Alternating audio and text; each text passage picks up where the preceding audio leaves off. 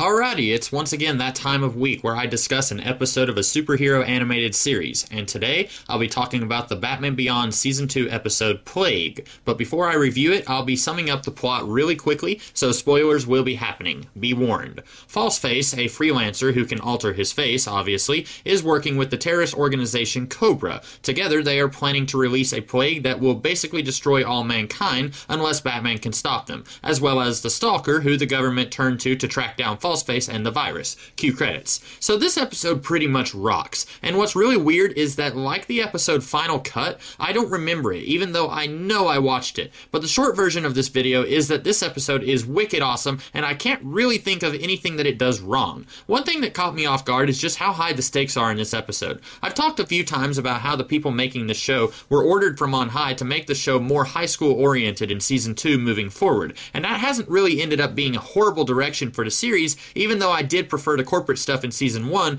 over the less arc-heavy stuff in this season. But despite that mandate, this episode feels like a mini-movie where all of Gotham and possibly the world is at risk if Batman doesn't succeed. I'd love to have seen more episodes like this, though that's not to say that high stakes are always better than the more localized plots. This episode also introduces Cobra into the world of Batman Beyond. Cobra was never a Batman organization, but they fit so very well here that I'm very disappointed they weren't used more often in this series. Like I said, I always liked the corporate stuff from Season 1, and removing Derek Powers from this series so completely kinda leaves a big villain-shaped hole that hasn't really been filled, and Cobra could fill that in a way that would be different but equally satisfying. In fact, with Cobra being a global terrorist organization, they could have even surpassed the threat that Powers posed if they had been given enough episodes to do their thing. This episode also gives us a slightly more modern version of the character Falseface, who originated in the 1960s live-action Batman series. Just like Cobra, I'm disappointed that this character wasn't used more after this episode. Sure, the Shapeshifter is a character we've seen all over the place. Mystique, Chameleon, Clayface, so losing this guy might not have seemed like it was that big of a deal to the people making this episode. But just like how Cobra offered something in this series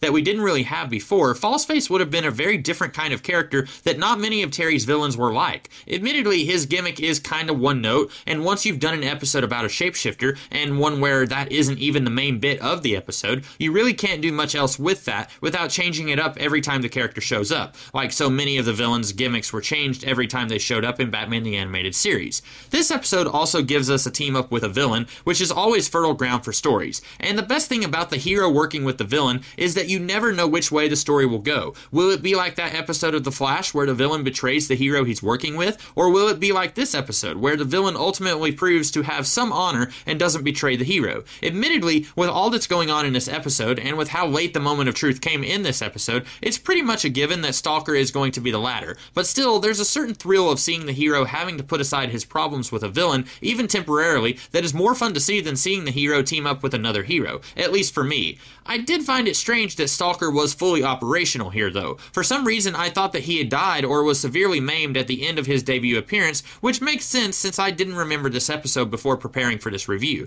But in the world of superheroes, recovering from electricity-induced whatever Stalker suffered from must be pretty easy, and I can accept that pretty easily, especially if it means getting a great story like this one. This episode also brings back Agent Bennett from the Zeta backdoor pilot as the man who made a deal with Stalker to track down the virus. If I had any complaints at all about this episode, and I really don't, I would say it's that this guy is acting like he's a recurring character who we should recognize. Yes, I only just watched Zeta, so I should recognize him, but he barely does anything in this episode or the Zeta episode, so whenever he does show up, I'm thinking, am I supposed to know who this guy is? And like Cobra and Falseface, this guy could have played a very specific role in this series if he had been fleshed out a little bit. Batman already kinda had a relationship with Barbara Gordon, which by this point had softened quite a bit, so Bennett could have continued to play the hardened jerk who doesn't like or trust Batman, and is even willing to bend the law to get what he wants, sort of like Amanda Waller. And he could be to Terry what Waller was to Bruce, almost very clearly a threat, but doesn't see himself as a threat. Of course, this would have interrupted what would have been in store for him in the Zeta Project TV series, where he was much more of an actual character. In fact, with how very little he does in this series, I would almost bet my yearly salary that the people making this episode said,